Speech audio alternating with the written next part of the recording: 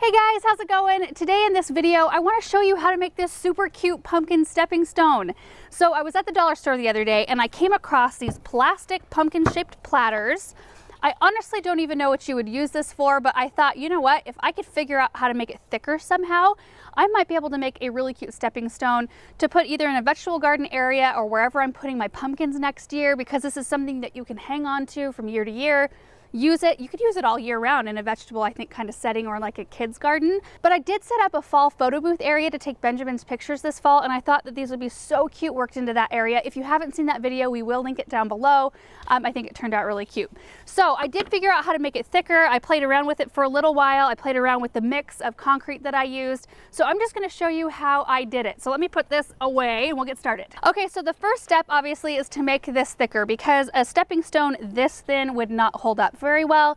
You want to shoot for something that's right around at least 2 inches, and that way you'll get a lot more time out of it without it starting to crumble. So I needed to build up the sides of my form. So what I usually do is I usually use some type of photo paper, because, and I've already cut this into pieces, these come in just 8.5 by 11 sheets. They're glossy on one side, so it's kind of like a non-stick surface. It's not porous, so the concrete won't stick to it.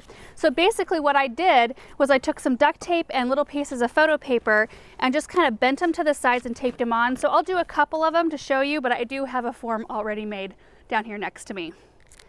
I just used little pieces because it was easier to kind of form around the sides here. So just kind of like that, and then taped it on. I'll do another one. And it doesn't look very pretty for a little while, but it worked out well in the end. So there's 2 right there, and then you want to make sure that you've got them like really secure to each other, so that the concrete, once it gets in there, it doesn't like push it all out. So that's essentially what you do all the way around. And then when you get the whole outer part done, then you want to go to the inside and tape the paper to the form. That way you don't have any concrete going kind of like underneath the paper and underneath the form. You want it all to be kind of one slick surface right here. I did try to do it just with duct tape, like putting the duct tape here and then folding it over on itself, but it wasn't strong enough and it didn't give me straight enough sides. So I think the paper worked a little bit better. Let me grab the one I have done. And I have used this one as well. So you can see all of the little pieces of paper all taped together here, and then on the inside I've got my little barrier of tape. Then I take some cooking spray, just nonstick cooking spray, and spray the whole inside. And that way, you know, and it being plastic, the concrete might just slip right out of it, but I didn't want to take any chances because I really wanted the definition to show up really strong. So that is it for the form. Now I need to mix up the concrete, so let me grab my supplies. All right, there are so many different concrete recipes you can find online, but I wanted this to be really smooth so that the definition and the detail of the pumpkin showed up really well. So I'm not using gravel as part of my mix at all. My sand is my aggregate, so it's a fine sand. You can use pretty much anything that's a fine sand except for beach sand. So what I do is I do 2 quarts of sand to 1 quart of Portland cement. But I'm only gonna pour in about half the sand to begin with. So I'll pour that into this bigger bucket,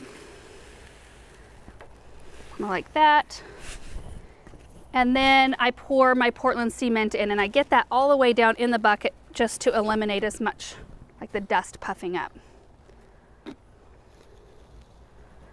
Okay, now I'm gonna grab some gloves before I start adding in my water. Grab my water and my mixer. So this part, you guys, you do not have to have this. This is an attachment you can buy for a power drill.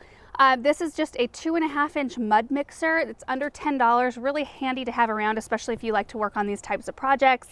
I have done a lot of this type of thing by hand though.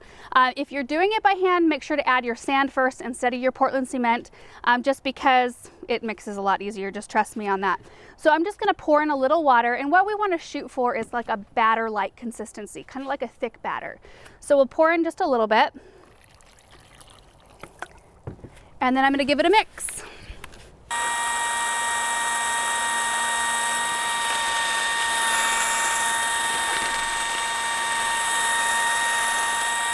A little bit more water.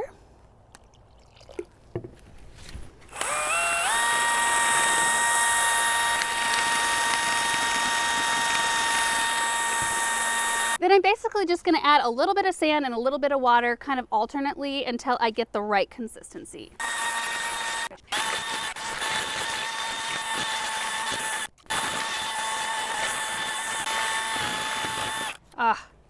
So this is just about perfect. You can see that it's still pretty wet. Like when I pull this out, it comes off easily, but it's like a thick batter. So this is a really good time to add any cement coloring in if you're wanting to color it up a little bit, which I've got this right here. So this is just a red cement color.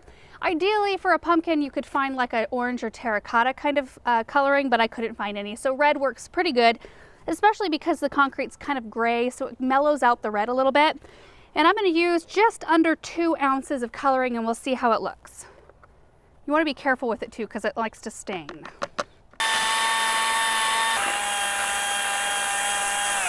So we're just going to pour it in. Really easy. This is pretty much the last step.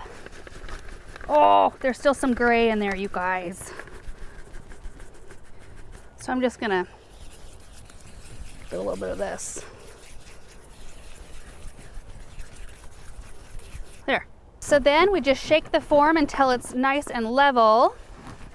My table's a little wobbly. And that's perfect. So you might see a little bit of water settling on the surface, and that's kind of what you want to have happen. So now I just let it sit for 24 hours. I don't cover it or anything. I leave it outside in a protected spot where if you know you're gonna get rain or something like that, it's protected from that. But that is pretty much it. So let me grab one that I already have done and dried and take it out of the form for you. So here's the finished one, and these are really easy to get out. I just put a hand on the bottom, and they usually just pop right out. Just like that. And I just love it. So now I'm gonna go place a few that I already have done in the spot where I want them to be. So this is the spot that I set up, and we've already actually been able to take a few pictures of Benjamin and his cousins. And I just thought it would be so cute to have something very on theme, like on point with the theme, kind of leading up to this area instead of just having it be mulch. So anyway, I made a whole bunch of stepping stones, and I only think I'm gonna be using 3. So what I do, since they are kind of thick, and like you can see on this one right here, you can see where my form started, and I didn't really want that to show. I just want the pumpkin part to show. So I just kind of scoot the mulch out of the way. Look at the difference between our dirt color and the mulch color. That's crazy. And then I just nest it down in here to where it feels nice and secure. No, too secure, too much. Hold on. Like that, and then I just scoot the mulch right back around it. And isn't that so cute? I just love it. And the fact that I can save these from year to year, as well as like the straw bales, I can put those in garbage sacks and stuff like that and store them up in our barn, and I can bring them all back out next year and enjoy them for years to come.